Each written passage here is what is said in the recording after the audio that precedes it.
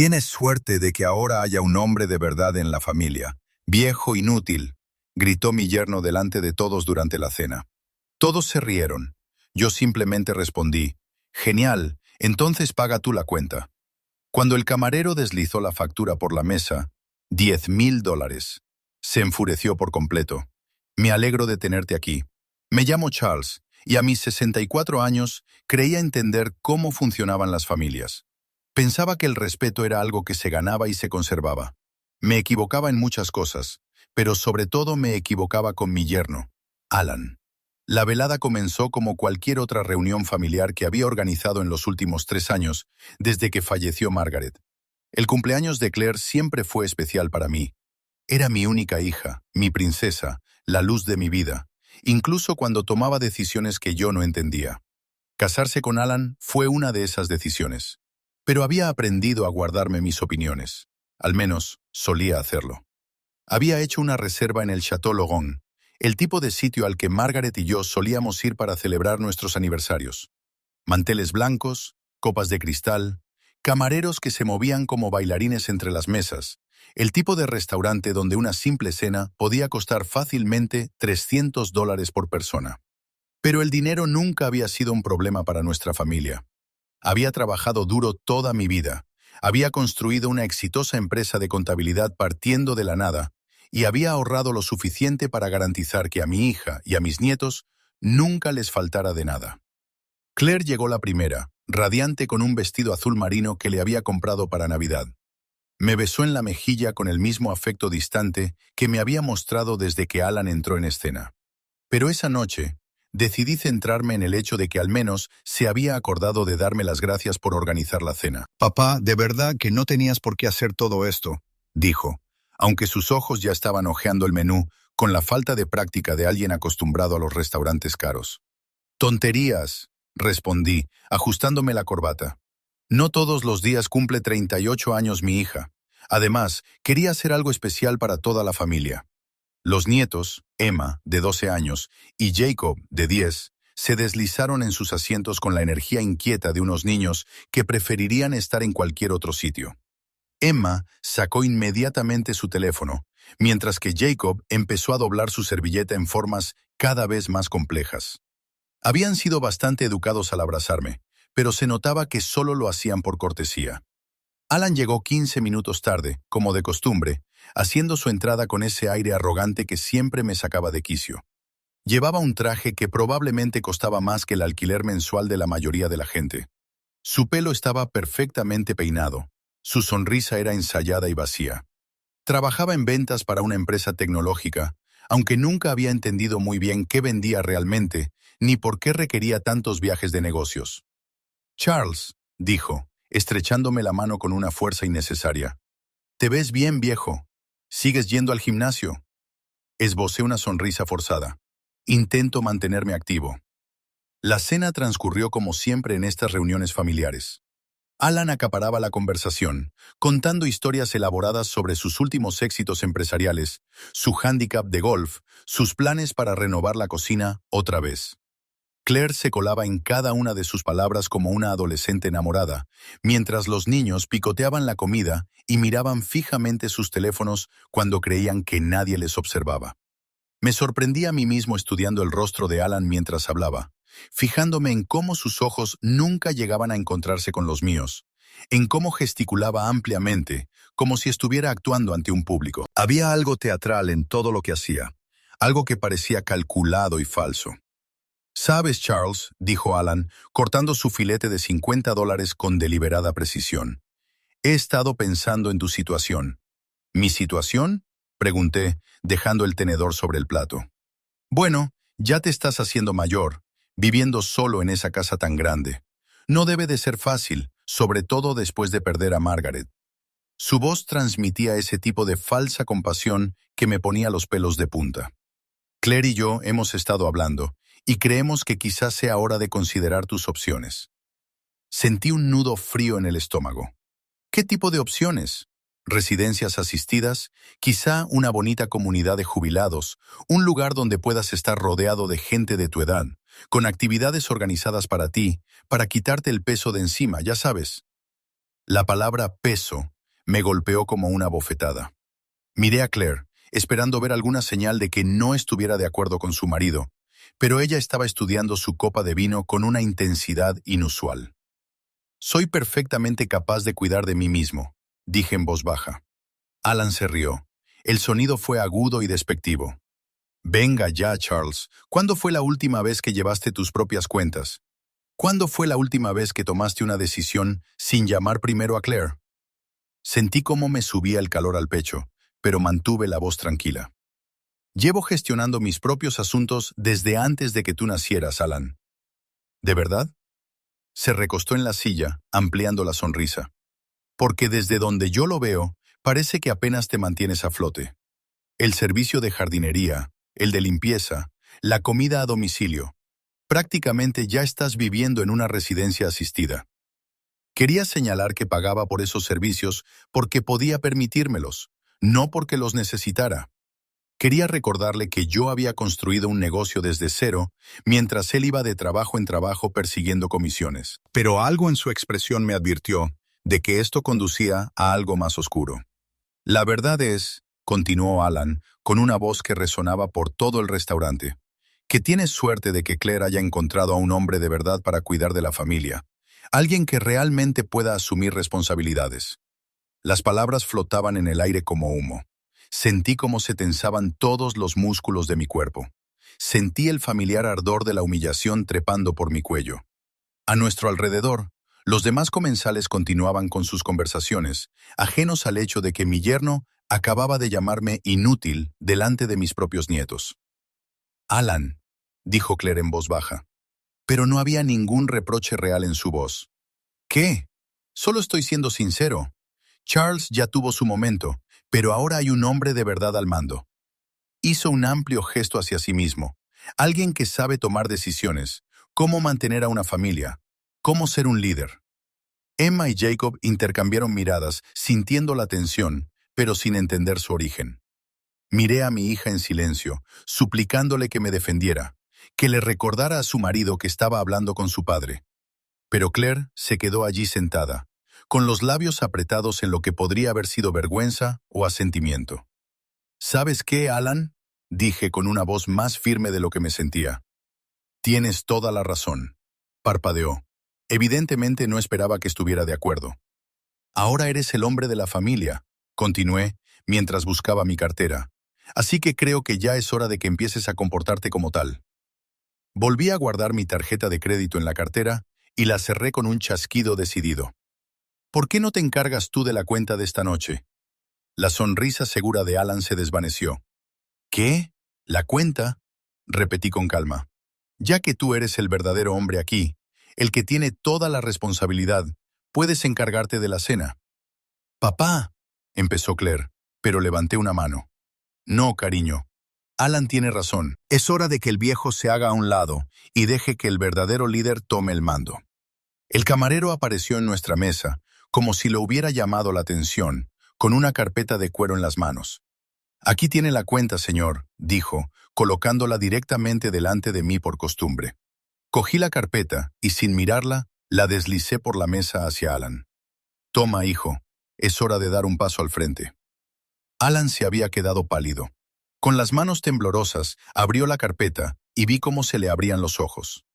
El total ascendía a algo más de $10,000, una suma astronómica que reflejaba lo mejor del restaurante, el vino que había pedido para celebrar el cumpleaños de Claire, los postres para los niños y la propina que siempre incluía por un servicio excepcional. «10,000», susurró Alan, con una voz apenas audible. «Así es», dije, con una calidez en la voz que no sentía. «Pero no te preocupes, estoy seguro de que un hombre de verdad como tú puede con ello». El silencio que siguió fue ensordecedor. Sentado en mi coche tras aquella desastrosa cena, viendo a Alan titubear en su explicación al camarero sobre la necesidad de llamar a su banco, no podía evitar que mi mente volviera a cuando todo empezó. ¿Cuándo me convertí en el viejo inútil a los ojos de mi propia familia?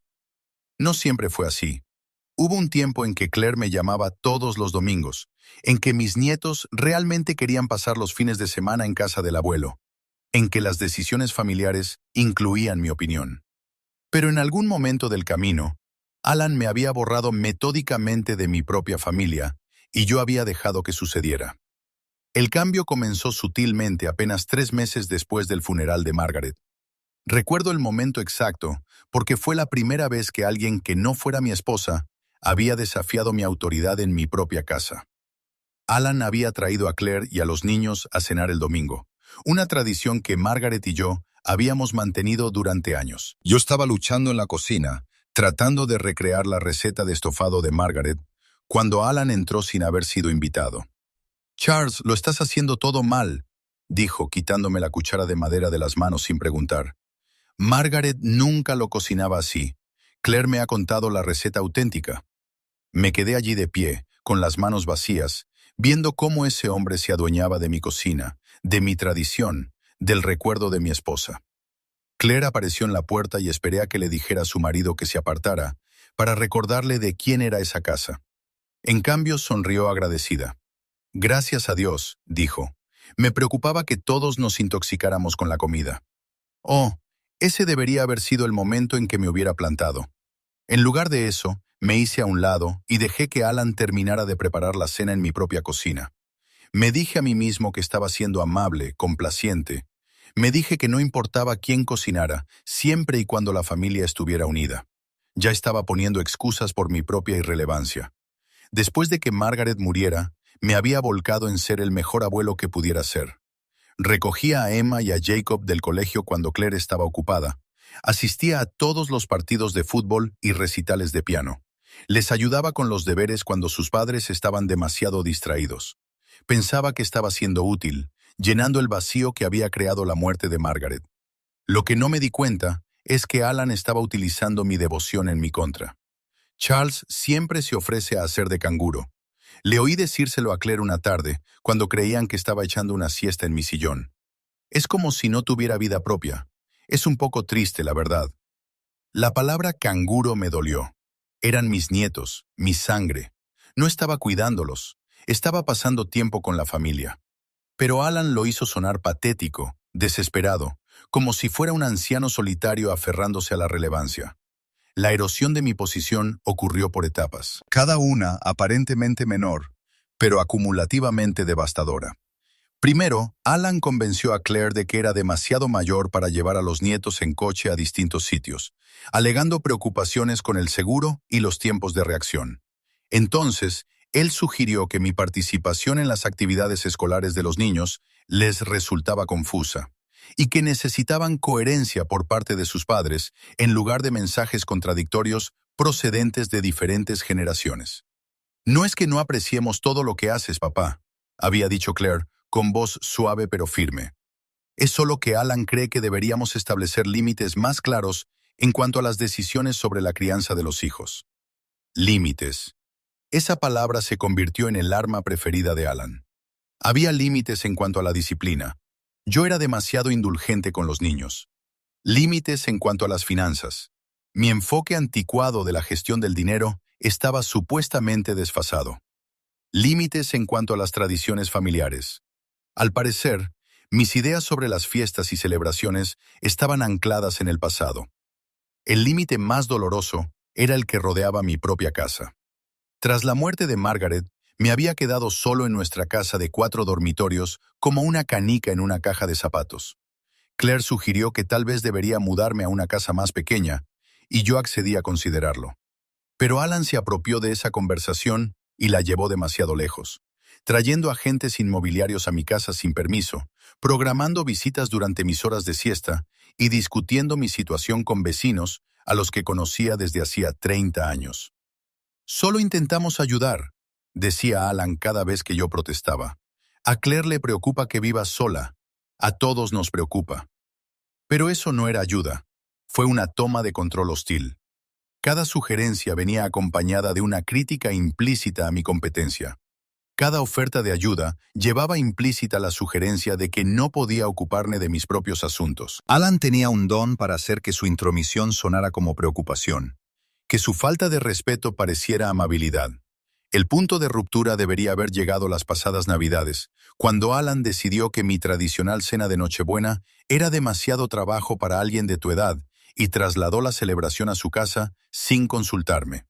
Llegué y me encontré a mi familia abriendo regalos alrededor de un árbol que yo no había ayudado a elegir, cenando algo que yo no había ayudado a preparar, siguiendo tradiciones que Alan había decidido unilateralmente que eran mejores que las mías. «¿No es bonito, papá?», había dicho Claire, pareciendo genuinamente complacida con el nuevo arreglo. «Ahora puedes simplemente relajarte y disfrutar en lugar de preocuparte por ser el anfitrión». Pero yo no quería relajarme. Quería que me necesitaran, ser útil, ser el patriarca de mi propia familia.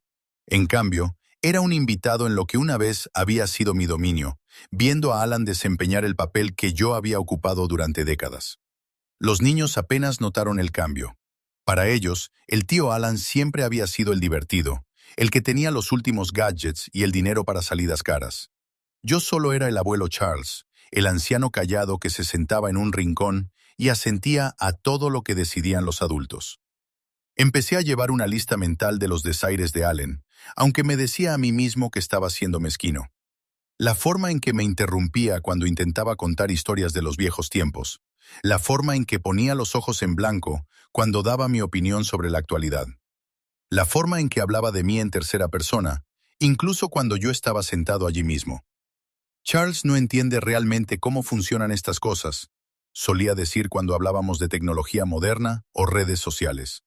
Su generación simplemente enfoca las cosas de otra manera. Su generación, como si yo fuera una reliquia de una época pasada, en lugar de un hombre que había dirigido con éxito un negocio durante 40 años, que se había adaptado a innumerables cambios en la tecnología y la sociedad, que poseía la sabiduría ganada a través de la experiencia en lugar de la arrogancia propia de la juventud.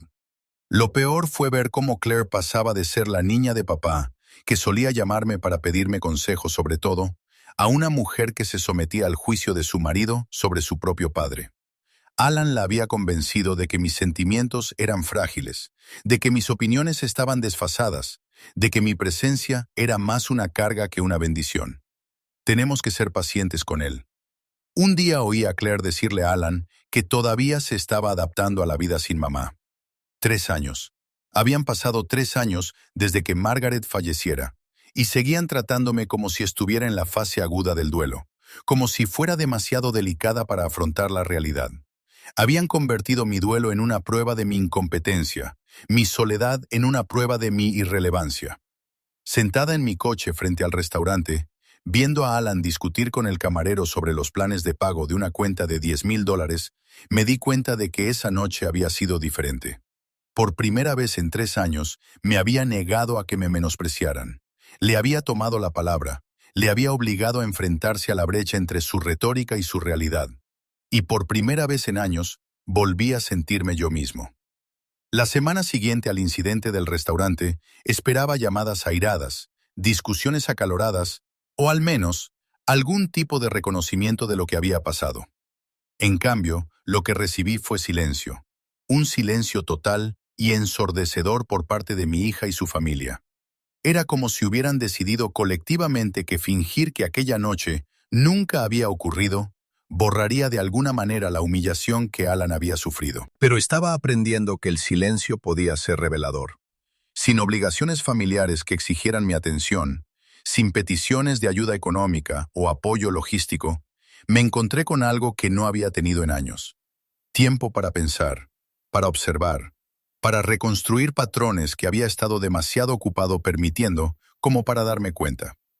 Todo empezó con una simple llamada telefónica que se suponía que no debía escuchar.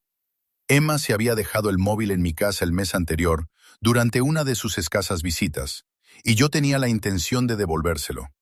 Cuando sonó mientras lo guardaba en el coche, contesté instintivamente, pensando que podría ser Claire buscando a su hija.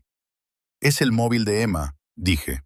Hubo una pausa, luego una voz que no reconocí. «Oh, lo siento». Intentaba localizar a Alan Morrison. «Soy Dave, de Pinnacle Financial. Él me dio este número como contacto de emergencia». Se me heló la sangre. Creo que se ha equivocado de número. Quizá. Estoy buscando a Alan Morrison. El número de cuenta termina en 7492. Está atrasado en los pagos de su préstamo de consolidación y necesitamos discutir las condiciones de pago antes de proceder con el cobro. Colgué inmediatamente, con las manos temblorosas. Alan Morrison, no Alan Mitchell, que era el apellido de casada de Claire, y lo que yo siempre había dado por sentado que era su apellido, Morrison. ¿Quién era Alan Morrison y por qué utilizaba el teléfono de mi nieta como número de contacto para los cobradores de deudas? Esa noche, hice algo que no había hecho desde mis días de contable. Llevé a cabo una investigación. Me sorprendió la cantidad de información que se podía encontrar si sabías dónde buscar y tenías la paciencia para indagar. Registros públicos, perfiles en redes sociales, inscripciones mercantiles. Todo estaba ahí, esperando a ser descubierto por alguien con suficiente motivación y tiempo libre. Resultó que Alan Morrison tenía un historial bastante largo. 3 matrimonios anteriores, 2 declaraciones de quiebra y un rastro de demandas civiles de acreedores que se remontaban a 15 años atrás. El hombre con el que se había casado mi hija, el padre de mis nietos, era un deudor profesional que iba de relación en relación, dejando a su paso una estela de ruina financiera. Pero la cosa empeoró, mucho más. Encontré sus perfiles en redes sociales, esos que probablemente Claire no conocía, donde publicaba con su nombre real. Las fotos contaban una historia que me revolvió el estómago. Alan en restaurantes caros con otras mujeres. Alan de vacaciones en lugares donde sabía que Claire nunca había estado. Alan luciendo relojes y conduciendo coches que costaban más que el salario anual de la mayoría de la gente. Una publicación en particular me hizo sentir físicamente mal. Era una foto de Alan sosteniendo una copa de champán, de pie en lo que parecía un ático. El pie de foto decía, «Viviendo mi mejor vida mientras el viejo tonto lo paga todo». A veces, el juego a largo plazo da mejores frutos de lo que imaginas. Los comentarios debajo eran igual de reveladores. Amigos felicitándole por su brillante estrategia y pidiéndole consejos para conseguir una familia de sugar daddies. Un comentario me hizo cerrar los puños. «Tío, lo tienes todo. Casa gratis, dinero gratis y una esposa que te cree un dios. ¿Cuándo vas a dar una clase magistral?» La respuesta de Alan fue despreocupada, casi aburrida. «Dinero fácil, tío. Encuentra a una viuda solitaria con una hija llena de culpa y haz tu papel. Charles está tan desesperado por mantener unida a su familia que pagaría cualquier cosa para evitar conflictos. Claire es demasiado insegura para cuestionar nada de lo que hago. Es como quitarles un caramelo a los niños». Me quedé mirando esa pantalla durante mucho tiempo, leyendo y releyendo esas palabras hasta que se grabaron a fuego en mi memoria. Quitarles un caramelo a los niños. En eso se había convertido mi familia para él. Una fuente de dinero fácil y mínimo esfuerzo. La investigación cobró vida propia a partir de allí. Descubrí que Alan había estado mintiendo sistemáticamente sobre su situación laboral durante más de un año. La empresa tecnológica para la que decía trabajar no tenía constancia de que hubiera estado empleado allí. Sus viajes de negocios eran, en realidad, visitas a grupos de apoyo para la adicción al juego. Una asistencia impuesta por el tribunal tras una detención anterior por fraude con cheques. Pero el descubrimiento más devastador llegó cuando investigué sus registros financieros. Alan había estado utilizando el nombre y el crédito de mi familia para obtener préstamos, abrir cuentas de crédito e incluso alquilar propiedades. De alguna manera, se había lastrado como usuario autorizado en cuentas que yo ni siquiera sabía que existían. Cuentas que Claire había abierto con mi casa como garantía. Mi hogar, la casa que Margaret y yo habíamos tardado 30 años en pagar. La casa donde habíamos criado a Claire, la casa que albergaba todos los recuerdos significativos de nuestra vida juntos, estaba siendo utilizada como garantía para las deudas de juego de Alan. Me senté en mi estudio, rodeado de impresiones y extractos bancarios, sintiéndome como si estuviera contemplando la autopsia financiera de mi propia familia. Alan no solo se había casado con Claire, se había infiltrado sistemáticamente en nuestras vidas, había identificado nuestras vulnerabilidades y las había explotado con precisión quirúrgica. Las llamadas de los cobradores no eran emergencias, eran algo habitual. Alan había facilitado los números de teléfono de los miembros de la familia a los acreedores, incluido el móvil de Emma, porque había agotado sus propios canales de comunicación. Mi nieta de 12 años recibía llamadas de agencias de cobro preguntando por su padrastro. Entonces encontré las grabaciones. Alan llevaba años grabando en secreto las conversaciones familiares y almacenándolas en una cuenta en la nube a la que creía que nadie podía acceder. Me escuché a mí mismo ofreciéndome a pagar los gastos escolares de los niños. Escuché a Claire hablar de mi situación financiera con Alan. Fui testigo de conversaciones enteras en las que debatían cuánto dinero podían pedirme sin levantar sospechas. Se está haciendo mayor y se siente culpable por lo de Margaret, decía la voz de Claire a través de los altavoces de mi ordenador. Si lo planteamos como ayudar a los niños o mantener las tradiciones familiares, pagará lo que sea. La risa de Alan era fría y calculadora. El hombre tiene un patrimonio de más de $2 millones y está desesperado por sentirse necesario. Probablemente podríamos conseguir que financiara todo nuestro estilo de vida si jugamos bien nuestras cartas. A veces me siento mal, admitió Claire. Es mi padre. Es un recurso, corrigió Alan. Y los recursos existen para ser utilizados. Además, no es que vaya a vivir para siempre. Piensa en esto como una herencia anticipada, con la ventaja de no tener que esperar a que muera. Detuve la grabación ahí. No podía soportar escuchar más. Aunque lo peor ni siquiera era el dinero. La cantidad que se habían llevado era astronómica. En los últimos 3 años les había dado o prestado casi $400,000 para diversas emergencias y oportunidades, reparaciones en la casa que nunca se hicieron, oportunidades de inversión que nunca se materializaron, gastos de los niños que estaban muy exagerados.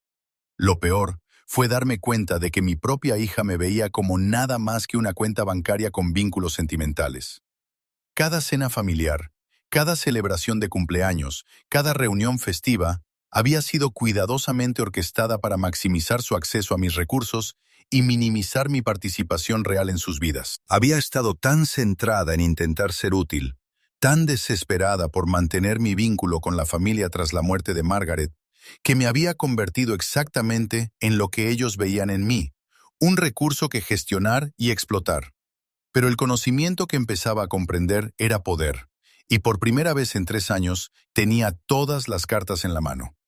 A la mañana siguiente, llamé a mi abogado, no para enfrentarme a Alan ni para exigir justicia inmediata, sino para iniciar el lento y metódico proceso de proteger lo que quedaba de mis activos y de mi dignidad.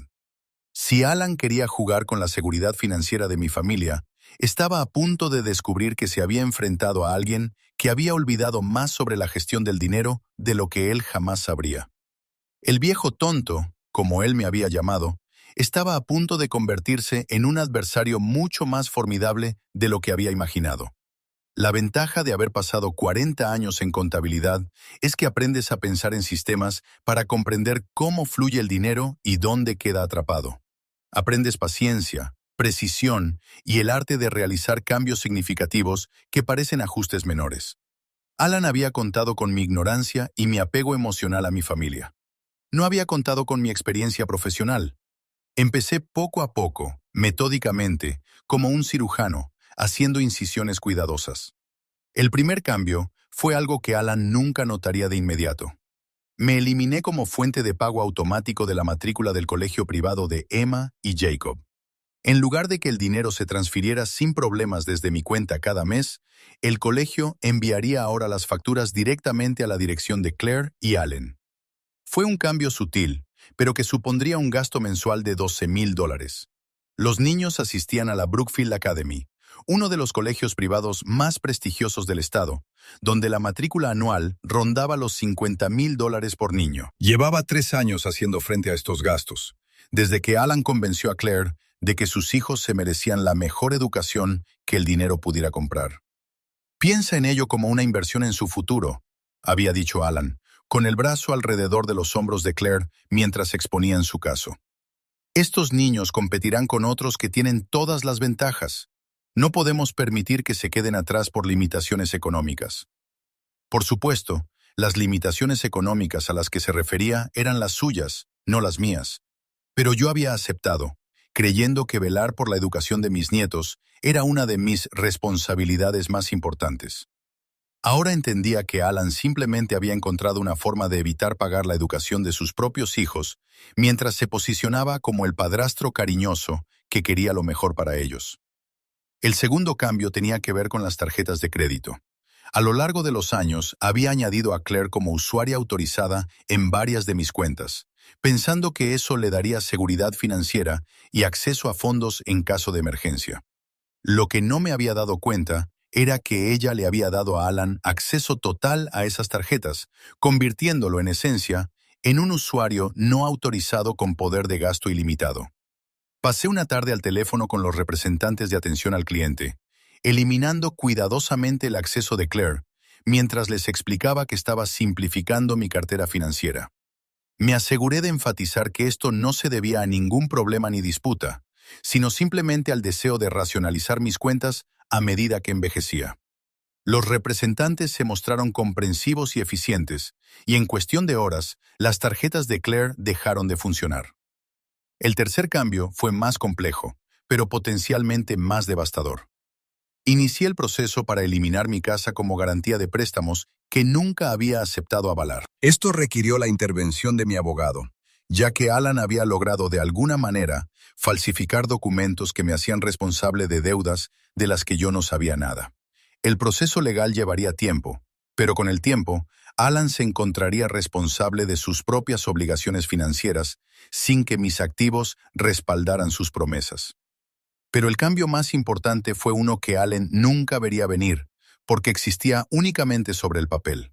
Reestructuré mi testamento y mis beneficiarios financieros, eliminando a Claire como heredera principal de mi patrimonio y creando un fideicomiso complejo que cubriría las necesidades reales de Emma y Jacob, al tiempo que impedía que Allen tuviera acceso a fondos significativos. Mi abogado, Robert Chen, me conocía desde hacía 15 años, y se había encargado tanto de mis asuntos legales empresariales como personales. Cuando le expliqué la situación, su expresión se volvió cada vez más sombría. Charles, lo que describes suena a abuso financiero de personas mayores, dijo, revisando los documentos que había reunido. Podríamos presentar cargos penales contra Allen y potencialmente recuperar parte del dinero que se ha llevado. Negué con la cabeza. No quiero venganza, Robert. Quiero protección. Quiero asegurarme de que mis nietos estén realmente bien cuidados. Y quiero asegurarme de que nadie pueda volver a utilizar mis activos para financiar su propia irresponsabilidad. La estructura del fideicomiso que propones es bastante sofisticada, señaló Robert, hojeando los cambios que proponía. Garantizaría la educación, la atención médica y las necesidades básicas de los niños, pero impediría que nadie accediera a sumas globales o utilizara los fondos para gastos no esenciales. Exactamente. Alan se casó con esta familia por motivos económicos. Quiero eliminar esa ventaja económica y, al mismo tiempo, proteger a las personas que realmente importan. La parte más delicada del proceso era el momento oportuno. Tenía que implementar estos cambios gradualmente, de manera que Alan no se diera cuenta inmediatamente de lo que estaba pasando. Era inteligente y manipulador, pero no tenía conocimientos financieros avanzados. Se había basado en su encanto y en la manipulación emocional, en lugar de comprender los mecanismos reales de la gestión del dinero. También tenía que tener cuidado de no perjudicar a Emma y Jacob, que eran víctimas inocentes de las intrigas de su padrastro. Lo último que quería era que los niños sufrieran por las malas decisiones de sus padres. El fideicomiso que estaba creando les proporcionaría, de hecho, más seguridad a largo plazo de la que la caótica gestión financiera de Allen jamás podría ofrecerles. En 2 semanas, había desmantelado discretamente la mayor parte de la infraestructura financiera que había estado sustentando el estilo de vida de Allen. La escuela privada pronto le enviaría facturas que no podría pagar. Las tarjetas de crédito dejarían de funcionar en los momentos más inoportunos. Los agentes de préstamos que lo habían tratado como un cliente valioso, gracias a mi respaldo, se volverían de repente mucho menos complacientes. Pero no me conformaba con limitarme a cortar el flujo de dinero. Quería que Alan comprendiera que sus actos tenían consecuencias, que el viejo tonto al que había estado manipulando no era ni viejo ni tonto cuando se trataba de proteger los intereses genuinos de su familia.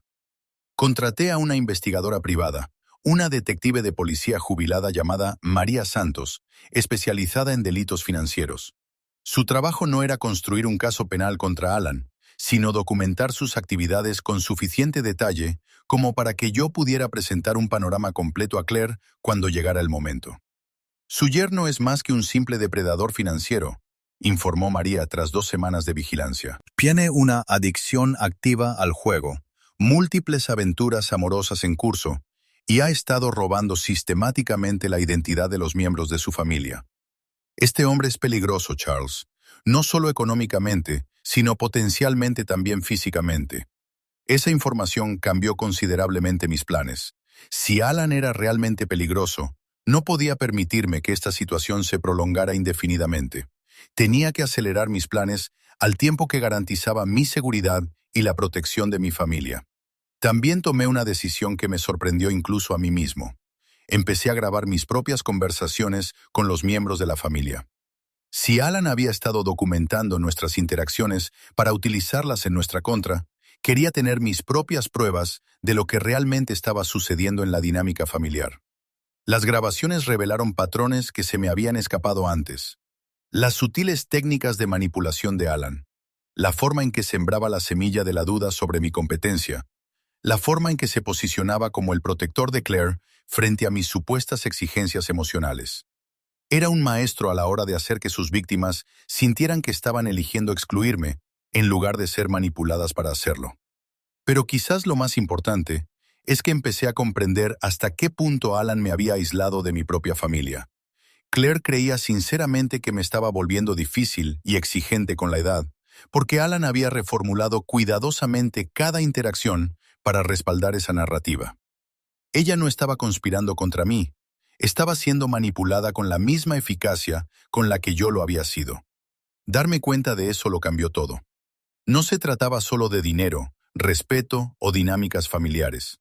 Se trataba de rescatar a mi hija de una relación abusiva antes de que la desesperación económica de Alan lo llevara a comportamientos aún más peligrosos. El plan que desarrollé durante las semanas siguientes era más complejo que simplemente cortar la financiación. Necesitaba crear una situación en la que la verdadera naturaleza de Alan se revelara a Claire de una forma que ella no pudiera racionalizar ni ignorar. Tenía que acorralarlo en una situación en la que su máscara se deslizara por completo. Y tenía que hacerlo de una manera que protegiera a mis nietos de las consecuencias cuando su mundo se derrumbara inevitablemente a su alrededor. El incidente del restaurante había sido espontáneo, un momento de frustración que accidentalmente había dejado al descubierto la vulnerabilidad financiera de Allen. Ahora iba a utilizar todo lo que había aprendido sobre él para crear una revelación mucho más sistemática de quién era realmente. Allen llevaba 3 años jugando con la seguridad y la felicidad de mi familia. Era hora de mostrarle lo que pasaba cuando jugaba esos juegos contra alguien que realmente entendía las reglas. La primera grieta en la fachada cuidadosamente construida de Allen apareció un martes por la mañana de octubre. Estaba tomando café y leyendo el periódico cuando sonó mi teléfono. El número de Claire apareció en la pantalla, pero cuando contesté, apenas pude reconocer la voz de mi hija. «Papá». Sonaba pequeña, confundida, como la niña que solía llamarme cuando tenía pesadillas. «Algo va mal con mi tarjeta de crédito. En la escuela dicen que no pueden procesar el pago de la matrícula, y cuando llamé al banco, me dijeron que el acceso a mi cuenta ha sido suspendido». Di un sorbo lento a mi café, eligiendo cuidadosamente mis palabras. «Qué raro, cariño. ¿Has llamado directamente a la entidad de la tarjeta de crédito?» «Lo intenté, pero me dijeron que ya no estoy autorizado a hablar de la cuenta. Dijeron que solo el titular principal puede hacer cambios». Su voz se quebró ligeramente. «Papá, ese eres tú, ¿verdad? ¿Has hecho algo con mis tarjetas?» El dolor en su voz era auténtico, y por un momento casi vacilé. Era mi hija, mi única hija, la persona a la que había amado incondicionalmente durante 38 años. Pero entonces recordé la voz de Alan en aquellas grabaciones, hablando de utilizarme como recurso, y mi determinación se afianzó. «Claire, creo que tenemos que hablar. ¿Puedes venir esta tarde sola?» Hubo una larga pausa. «Alan suele venir conmigo cuando te visito. Esta vez necesito hablar solo contigo». Llegó a las 3:00, con un aspecto más frágil del que la había visto desde la muerte de Margaret. Su maquillaje, normalmente perfecto, estaba corrido. Llevaba el pelo recogido en una coleta desordenada. Su ropa estaba arrugada, como si hubiera dormido con ella puesta. Se sentó frente a mí en el salón, donde antes solía hacer los deberes y contarme cómo le había ido el día en el colegio. Papá, ¿qué está pasando? El colegio de los niños llamó esta mañana diciendo que la matrícula está atrasada. La cuota de la hipoteca ha sido rechazada. Ayer embargaron el coche de Alan. Me miró con ojos desesperados. ¿Lo has cancelado todo? ¿Nos estás castigando por lo que pasó en el restaurante? Me incliné hacia adelante, con las manos entrelazadas. Claire, ¿cuándo fue la última vez que revisaste tus propios estados financieros? Ella parpadeó. ¿Qué quieres decir? ¿Cuándo fue la última vez que viste un extracto bancario, una factura de tarjeta de crédito, un pago de la hipoteca? ¿Cuándo fue la última vez que supiste exactamente cuánto dinero había en tus cuentas o qué facturas se pagaban con qué fondos? Se sonrojó. Alan se encarga de todo eso. Es mejor con el dinero que yo, ¿verdad? Saqué una carpeta que había preparado, llena de copias de documentos que María me había ayudado a reunir. Porque, según estos registros, Alan lleva 2 años gastando tu dinero en el juego. Ha estado utilizando el crédito de nuestra familia para financiar cuentas de apuestas, sacando adelantos en efectivo para cubrir sus pérdidas y mintiéndote sobre dónde va a parar el dinero. Claire se quedó mirando los papeles que puse delante de ella, Su rostro palideciendo con cada página. Extractos bancarios que mostraban retiradas masivas de efectivo, solicitudes de crédito a su nombre, documentos de préstamos con firmas falsificadas. Esto no puede ser cierto, susurró. Alan no juega. Me ha dicho que el juego es para perdedores. Claire, tu marido lleva 8 meses asistiendo a reuniones de jugadores anónimos por orden judicial. El año pasado fue detenido por fraude con cheques en Nevada. Se ha casado 3 veces antes y sus 3 exmujeres solicitaron órdenes de alejamiento contra él. Se le fue todo el color de la cara. Eso es imposible. Alan me dijo que solo se había casado una vez antes y que su exmujer estaba loca. Saqué más documentos.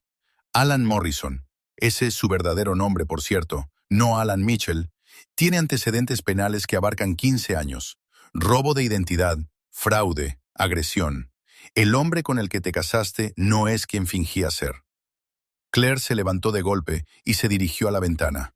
¿Por qué me cuentas esto ahora? ¿Por qué no dijiste nada antes? Porque antes no lo sabía. Porque confiaba en tu criterio y quería creer que habías encontrado a alguien que cuidaría de ti y de los niños. Me acerqué a ella junto a la ventana. Claire, llevo 3 años subvencionando la adicción al juego de Allen sin saberlo. Cada dólar que te di para reparaciones en la casa o oportunidades de inversión fue directamente a sus corredores de apuestas. Se volvió hacia mí, con lágrimas corriendo por sus mejillas. ¿Cuánto? Casi $400,000. La cifra la golpeó como un puñetazo. Se hundió en la vieja silla de Margaret, cubriéndose la cara con las manos. Dios mío, oh Dios, ¿qué he hecho? Durante la siguiente hora le expliqué todo lo que había descubierto. El trabajo falso, las deudas secretas, las otras mujeres, las mentiras sobre su pasado. Le mostré las publicaciones de Alan en las redes sociales en las que se jactaba de manipular a nuestra familia. Le puse grabaciones de él discutiendo estrategias para sacarme más dinero. Con cada revelación, vi cómo mi hija pasaba de ser una víctima confundida a alguien que empezaba a comprender el alcance de su situación. Era como ver a alguien despertar de una pesadilla de 3 años. Lo peor, dijo ella al fin, con la voz ronca por el llanto, es que yo lo defendí ante ti. Pensé que te estabas poniendo difícil, que no entendías lo duro que era para nosotros. De hecho, le dije a la gente que te estabas volviendo senil y que sentías celos de mi matrimonio. Eso me dolió más de lo que esperaba, pero dejé el dolor a un lado. Alan es muy bueno manipulando, Claire. Nos convirtió a los dos exactamente en lo que necesitaba que fuéramos. ¿Qué hago ahora?, preguntó, mirándome con la misma expresión de impotencia que ponía de niña cuando se enfrentaba a problemas demasiado grandes para resolverlos sola. Esa era la pregunta para la que me había estado preparando. En primer lugar, tienes que entender que tu matrimonio ha terminado. Alan no va a cambiar y cada vez está más desesperado. La gente desesperada hace cosas peligrosas. Ella asintió, pareciendo aceptarlo con más facilidad de lo que esperaba. En segundo lugar, tienes que protegerte a ti misma y a los niños legal y económicamente. Ya te he eliminado de mis cuentas de crédito para evitar más daños, pero tienes que congelar tu propio crédito, cambiar tus cuentas bancarias y documentarlo todo para el proceso de divorcio. ¿Y la casa? ¿El colegio de los niños? Esta era la parte difícil. Claire, la casa se ha perdido.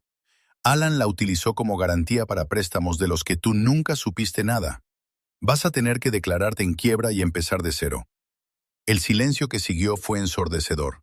Vi cómo mi hija se daba cuenta de que toda su vida, tal y como la conocía, se estaba derrumbando. Que todo lo que creía real se había construido sobre mentiras y robos. «No tengo a dónde ir», susurró. «Sí que lo tienes». Me senté a su lado. «Tú y los niños podéis quedaros aquí mientras aclaráis las cosas, pero hay condiciones». Me miró, con un destello de esperanza en los ojos. «Alan no volverá a ser bienvenido en esta casa jamás. Si decides intentar arreglar las cosas con él, tendrás que hacerlo en otro sitio. Y Claire, tienes que entender que no puedo arreglar esto por ti. Puedo ayudarte a reconstruir tu vida, pero no permitiré que otra persona se aproveche de nuestra familia». Asintió enérgicamente. «Lo entiendo, papá. Lo siento mucho. Lo siento mucho por todo». La disculpa ayudó, pero lo que ayudó más fue ver a mi hija volver a ser ella misma. Ver a la mujer que había criado emerger de debajo de la manipulación y el control de Allen. Esa noche, mientras Claire estaba arriba ayudando a Emma y Jacob a entender por qué se quedarían en casa del abuelo durante un tiempo, sonó mi teléfono. El número de Allen apareció en la pantalla. Dejé que sonara 4 veces antes de contestar. «Charles». La voz de Allen era tensa, controlada, pero podía oír la desesperación que se escondía tras ella. «Tenemos que hablar». «No, Alan, la verdad es que no». «Escucha, viejo, no sé qué mentiras le has estado contando a Claire, pero estás cometiendo un gran error. ¿Crees que puedes simplemente apartarme de tu vida y robarme a mi familia?» La máscara por fin se estaba resquebrajando. El yerno encantador y respetuoso había desaparecido, sustituido por el verdadero Alan Morrison. «No te he robado nada, Alan. Simplemente he dejado de pagar tus deudas de juego». Hubo una larga pausa. «No tienes ni idea de con quién estás tratando. Tengo amigos, Charles, gente a la que no le gusta que la decepcionen cuando el dinero que esperan no aparece». ¿Me estaba amenazando? Después de todo lo que había hecho, ¿estaba Alan Morrison realmente amenazándome? ¿Se supone que eso debe asustarme, Alan?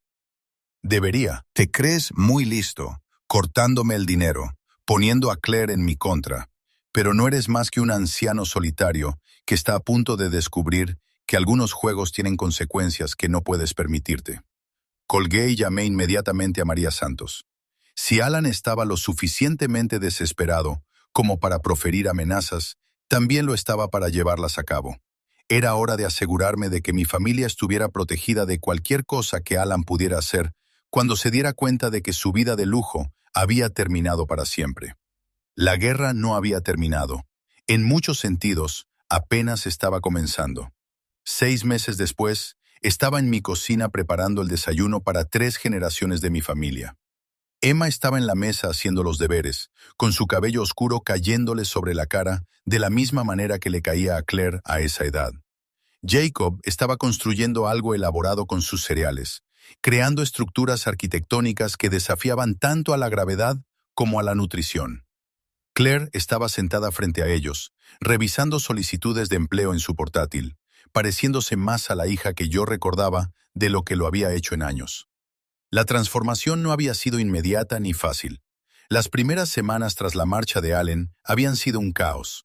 Abogados, informes policiales, solicitudes de quiebra y el complicado proceso de desenredar 3 años de fraude financiero. Claire había llorado más en aquellos primeros días de lo que la había visto llorar desde que era adolescente. Lloraba no solo por su matrimonio, sino por la vida que creía haber estado viviendo. Alan había cumplido sus amenazas, en cierto modo. Había intentado entrar en la casa 2 veces, ambas cuando estaba borracho y desesperado. El sistema de seguridad que había instalado lo captó con la cámara, y la orden de alejamiento que solicitó Claire se vio respaldada por numerosas pruebas. También había intentado poner a Emma y Jacob en contra de Claire y de mí, diciéndoles que su madre y su abuelo eran personas crueles que habían destruido a su familia por despecho. Pero los niños, según aprendí, son más resistentes y perspicaces de lo que los adultos suelen creer. Al parecer, Emma llevaba meses dándose cuenta de que Alan era diferente cuando creía que nadie le observaba. Jacob nunca había llegado a tomarle cariño a su padrastro, intuyendo algo falso en el afecto fingido de Alan. Cuando Claire finalmente les contó la verdad en términos adecuados a su edad, ambos niños parecieron más aliviados que devastados. Siempre supe que algo iba mal, me había confiado Emma una tarde mientras fregábamos los platos juntas. Alan siempre era amable con nosotros cuando mamá estaba presente, pero cuando ella no estaba, actuaba como si no existiéramos. Y siempre susurraba al teléfono sobre dinero y se enfadaba cuando creía que nadie podía oírlo. La recuperación financiera había sido más compleja. La solvencia de Claire estaba arruinada. La casa se había perdido efectivamente por la ejecución hipotecaria y la mayoría de sus pertenencias se habían vendido para pagar las deudas de Allen. Pero descubrí que la quiebra podía ser liberadora a su manera. Obligó a Claire a empezar de cero con una comprensión clara de su situación real, en lugar de la ilusión que Allen había creado. Yo la había ayudado, pero con cuidado, estratégicamente. En lugar de limitarme a darle dinero a Claire para resolver sus problemas, la había ayudado a desarrollar habilidades para resolverlos ella misma. Le pagué cursos de contabilidad para que pudiera entender los estados financieros. Apoyé su decisión de estudiar enfermería, lo que le daría seguridad profesional a largo plazo. Le proporcioné cuidado infantil y vivienda, pero dejé claro que se trataba de ayudas temporales mientras recuperaba su independencia. El fideicomiso que había creado para Emma y Jacob permaneció intacto, diseñado para satisfacer sus necesidades reales sin crear el tipo de dependencia que Allen había aprovechado. La matrícula universitaria estaría cubierta, pero mediante pagos directos a las instituciones en lugar de dinero en efectivo que pudiera ser malversado. Los gastos sanitarios se gestionarían a través de cuentas específicas a las que no se podría acceder para otros fines. Al principio Claire se había quejado, sintiendo que ya no confiaba en su criterio. Fueron necesarias varias conversaciones difíciles para que entendiera que las restricciones no tenían que ver con su honradez, sino con proteger a los niños de futuros depredadores que pudieran fijarse en los recursos de nuestra familia. No quiero volver a ser tan vulnerable nunca más, había admitido finalmente. No quiero que alguien pueda mentirme sobre el dinero porque no entiendo cómo funciona. El cambio más satisfactorio, sin embargo, se produjo en nuestra dinámica familiar. Con Alan fuera de nuestras vidas, Claire había vuelto poco a poco a ser la mujer que yo recordaba, inteligente, divertida, independiente y genuinamente cariñosa, en lugar de aparentar ser perfecta.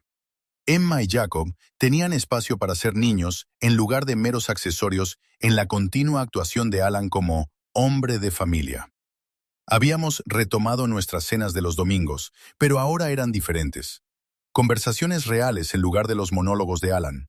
Risas genuinas en lugar de cortesía forzada.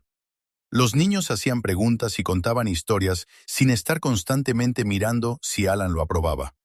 Claire ofrecía opiniones y tomaba decisiones sin someterse a un marido que nunca había merecido ese nivel de confianza.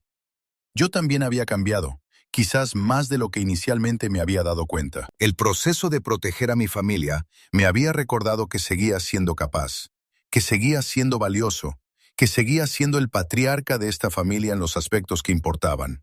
No era solo una fuente de financiación o una reliquia que había que gestionar. Era alguien con sabiduría, experiencia y fuerza que mi familia necesitaba. La resolución legal había llevado meses, pero finalmente Alan Morrison fue acusado de múltiples cargos de fraude y robo de identidad. Sus víctimas anteriores se habían presentado una vez que se enteraron de la investigación, y el patrón de su comportamiento era innegable. Pasaría los siguientes 3 a 5 años en prisión, y cuando saliera en libertad, tendría que registrarse como delincuente sexual y mantenerse alejado de sus víctimas anteriores. Claire había testificado en la vista para dictar sentencia, y nunca había estado más orgullosa de su valentía. Miró a Alan directamente a los ojos y le dijo al juez exactamente cómo sus mentiras habían afectado no solo a ella, sino también a Emma y Jacob, que habían perdido su estabilidad y su sensación de seguridad a causa de sus decisiones. El acusado no solo robó dinero, había dicho ella con voz firme y clara. Me robó 3 años de la infancia de mis hijos, 3 años de mi relación con mi padre y 3 años de mi propia vida que nunca podré recuperar. Me convirtió en cómplice de hacer daño a las personas que más quiero, y eso es algo con lo que tendré que vivir para siempre. Alan había intentado interrumpir su declaración para ofrecer excusas y justificaciones, pero el juez lo había silenciado. Cuando se lo llevaron esposado, no se parecía en nada al hombre seguro de sí mismo y carismático que se había ganado el cariño de nuestra familia con su encanto. Se parecía a lo que siempre había sido, un pequeño y patético depredador al que finalmente se le habían acabado las víctimas dispuestas a consentir su comportamiento. Pero la verdadera victoria no fue el encarcelamiento de Allen, Ni la recuperación de parte del dinero robado. La verdadera victoria fueron las tranquilas rutinas matutinas, las cenas familiares en las que todos querían estar presentes, la ausencia de tensión y manipulación que había envenenado nuestras interacciones durante 3 años. Emma había vuelto a llamarme abuelo Charles, en lugar del formal señor Charles, que Alan había insistido en que era más apropiado. Jacob había empezado a pedirme que le enseñara sobre el dinero y los negocios, mostrando una curiosidad genuina por el trabajo que había realizado durante 40 años. Claire había vuelto a pedirme consejo, no porque se sintiera obligada a incluirme, sino porque valoraba mi punto de vista. Una soleada mañana de sábado de primavera, casi exactamente un año después del incidente en el restaurante que lo había desencadenado todo, me encontraba en mi jardín trasero observando a Jacob y a Emma plantar un huerto donde antes crecían las rosas de Margaret. Claire estaba dentro preparando el almuerzo, tarareando en voz baja para sí misma de una forma que no había oído desde antes de que Alan entrara en nuestras vidas. Los niños debatían las ventajas de diferentes verduras con la seriedad y la intensidad que solo los niños pueden aportar a ese tipo de discusiones. Emma quería tomates porque eran prácticos y útiles. Jacob quería girasoles porque, básicamente, eran flores gigantes que se pueden comer. Su compromiso, una hilera de verduras prácticas rodeadas de flores preciosas, parecía una metáfora perfecta de en lo que se había convertido nuestra familia. «Abuelo», dijo Emma, limpiándose la tierra de las manos en los vaqueros. «¿Crees que Alan intentará volver alguna vez?» Era una pregunta que me había hecho varias veces en los últimos meses, y yo entendía la ansiedad que había detrás. Los niños necesitan seguridad, previsibilidad, la certeza de que los adultos de su vida pueden protegerlos del caos. No, cariño, le dije. La misma respuesta que te había dado antes. Alan no puede volver. La ley no se lo permite, y aunque así fuera, tu madre y yo no dejaríamos que volviera a hacer daño a nuestra familia. Jacob levantó la vista de sus semillas de girasol. Bien, de todos modos, no me caía bien. Hacía que mamá estuviera triste todo el tiempo, y a ti también te hacía triste. De la boca de los niños, Jacob había visto con más claridad que cualquiera de los adultos lo que Alan le había estado haciendo al bienestar emocional de nuestra familia. Aquella tarde, mientras estábamos sentados alrededor de la mesa de la cocina, comiendo la sopa casera de Claire, y los niños contaban animadas historias sobre sus amigos del colegio y sus planes para el verano, me di cuenta de que esto era por lo que había estado luchando todo este tiempo. No por dinero, ni por respeto, ni por reconocimiento, sino simplemente por el derecho a amar a mi familia sin la interferencia de alguien que nos veía como recursos que explotar. Alan Morrison había intentado borrarme de la vida de mi propia familia para hacerme irrelevante y prescindible. En cambio, su codicia y su desesperación habían acabado fortaleciendo los lazos entre las personas que realmente importaban. Él nos había obligado a redescubrir cómo era una verdadera familia, qué significaban el amor y el apoyo genuinos cuando no estaban contaminados por la manipulación y la falsa apariencia. El antiguo Charles, aquel que había aceptado la humillación y la falta de respeto porque estaba tan desesperado por mantener la unidad familiar, había desaparecido. En su lugar, había alguien que entendía que el amor verdadero a veces requería decisiones difíciles, que proteger a las personas que te importan podía significar decepcionarlas temporalmente, y que establecer límites no era crueldad, sino sabiduría. Mientras arropaba a Emma y a Jacob en la cama aquella noche, escuchando sus oraciones y sus planes para las aventuras del día siguiente, sentí algo que no había experimentado en años. Paz total. Mi familia estaba a salvo, mi legado estaba asegurado, y mi papel como patriarca ya no se cuestionaba ni se socavaba. Alan Morrison me había enseñado una lección invaluable, aunque no fuera la que él había pretendido. Me había demostrado que nunca se puede perder de verdad algo que te pertenece genuinamente. La familia, la verdadera familia, sobrevive a la manipulación y a las mentiras, e incluso a años de abuso emocional sistemático. Lo que no sobrevive es la versión falsa que los depredadores crean para satisfacer sus propias necesidades. Tenía 65 años, y por primera vez desde la muerte de Margaret, me sentí verdaderamente a gusto en mi propia vida.